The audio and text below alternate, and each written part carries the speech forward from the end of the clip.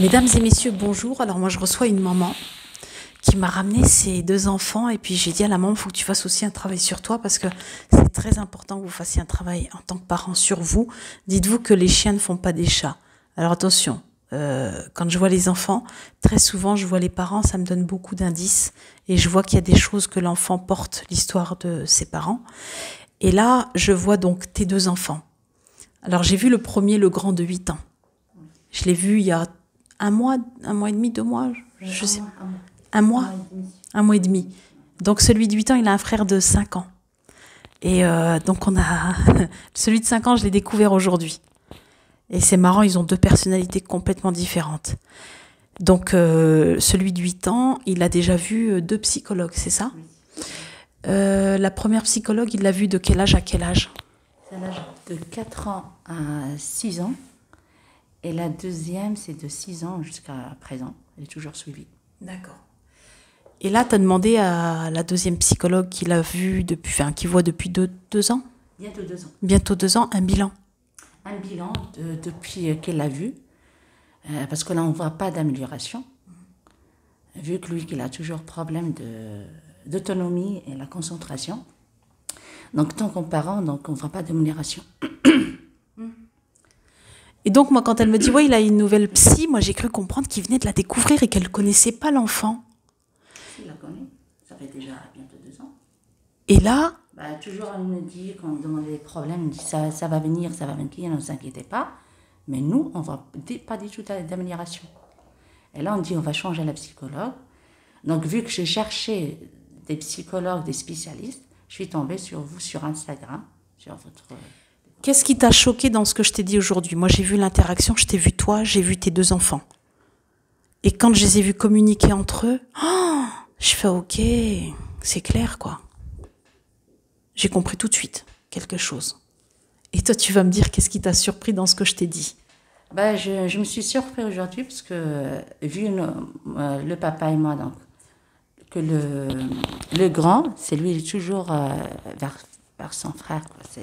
Alors, le grand, il faut savoir qu'il pleure pour un oui, pour un oui. Il pleure. Toujours il pleure, toujours il est gentil, toujours il fait très attention à son frère, mais c'est le contraire. Donc, il impose beaucoup de choses à son petit qu'il le fasse, mais vu que le petit, il a un caractère, donc il veut faire tout seul, quoi. Oui. En fait, la maman, tout le monde pensait que le grand, le pauvre, il était gentil, le pauvre, il était mal compris. Et en fait, je suis en train de voir un truc, là, je me dis, mais il est en train de tyranniser le grand. Il tyrannise l'autre. Quand le petit de 5 ans, il commence à parler de quelque chose, le grand, il veut reprendre le pouvoir sur l'autre. Et lui dit, ouais, est-ce que tu sais faire 5 fois 5? Tu connais le résultat? Et là, je dis, ouh, ton grand, il est complexé, il veut montrer qu'il sait, il veut montrer qu'il est intelligent, mais il n'arrive pas à se mettre au même niveau que l'autre. Il va aller chercher quelque chose qui est complètement en décalage avec l'autre. Et là, je dis, il y a un gros problème là. Il y a un truc. C'est pour ça que le petit, il est un peu perdu quand tu lui demandes comme ça. Au fond de lui, il dit que je ne suis pas capable. Donc, en fait, tu sais pourquoi il dit ça, le petit de 5 ans? C'est parce qu'il le prend toujours de haut, le grand. Il essaie de lui montrer qu'il est inférieur, qu'il est bête, qu'il comprend rien. D'ailleurs, il lui a promis qu'il l'emmènera en Afrique quand il serait grand. Le grand et le petit m'a dit, j'ai peur. Mon frère, il m'a dit qu'il allait m'emmener en Afrique quand il serait grand. Et c'est pour ça que j'ai fait une chronique vidéo et les animaux, ça lui fait peur. Le petit? Le petit. Ben oui, le rhinocéros, il va me manger. D'accord. Tu comprends mieux? Oui. Oui, je comprends. Et tout à l'heure, il m'a parlé d'un scorpion.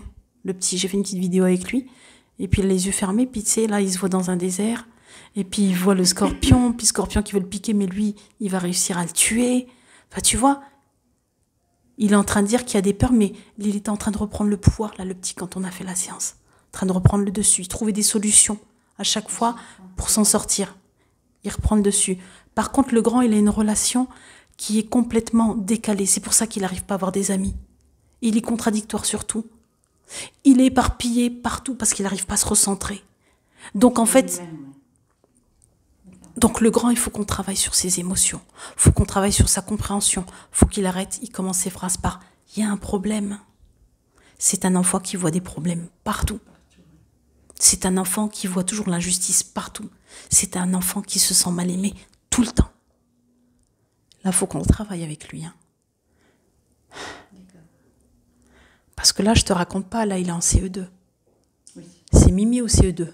Je te raconte pas quand il va arriver au collège, comment il va se faire boum, boum, catché. Lycée, n'en parlons pas. C'est ça, nos inquiétudes, nos parents. Oui. Il se mêle de tout. On lui demande pas son avis, mais c'est monsieur, je sais tout. Reste à ta place, on t'a rien demandé. Ton frère, il est en train de parler. Il le laisse pas parler. Il le laisse pas parler? Oui, parce qu'il sait tout. Mais c'est parce qu'il... Elle le dit des fois, toi, tu connais rien du tout. Toi, tu connais rien du tout. Faut lui faire comprendre que... Oui, le petit, ça l'énerve. Bah oui. Comme ça. Bah oui, il se sent rabaissé. Ouais. Il se sent toujours rabaissé tout le temps. Donc, la maman, au départ, elle pensait que c'était le pauvre de 8 ans qui était pas bien, qui était... Oh, il pleure, il est sensible, mais non, il tyrannise. Il tyrannise, il fait de l'abus de pouvoir, il contrôle. Il est vraiment... Je veux pas te faire peur, mais on en a parlé longuement toutes les deux. Et là, je t'ai dit, il faut qu'on le recadre vite, lui, parce que ça va être une terreur.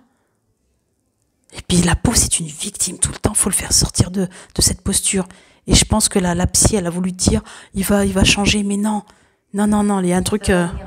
non, ça vient pas avec le temps. Là, sa personnalité, il est en train de la construire comme ça. Non, il faut le sortir de là. Il faut le décentrer de lui. Il est centré que sur lui. Il est égocentré que sur lui. Et il s'aime pas. Et en même temps, ils sont rejetés tout le temps. Regarde ces schémas de fonctionnement.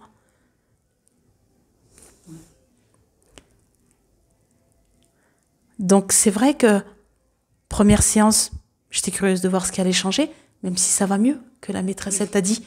Oui, franchement, au niveau d'autonomie, c'est très très bien maintenant. Et même la maîtresse, il m'a fait la remarque pour ça. Donc, la deuxième séance, enfin depuis, franchement, c'est bien. Les devoirs, qu'il ne voulait pas les faire les devoirs avant.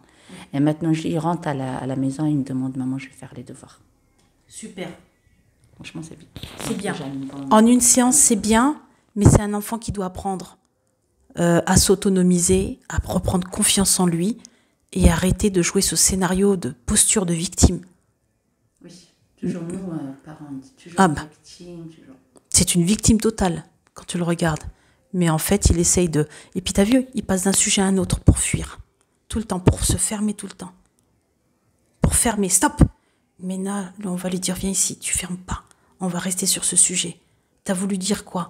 Mais est-ce que tu penses? Faut le ramener, faut le recentrer sur la question et le sujet dont il est question. Pars pas sur autre chose, prends pas la fuite. C'est bon. Il dit toujours ça. C'est bon quoi? Ben en fait, c'est bon. Mais c'est quoi, c'est bon quoi? Faut lui demander qu'est-ce qu'il a compris dans c'est bon. Toi, tu comprends pas, c'est bon. C'est abstrait.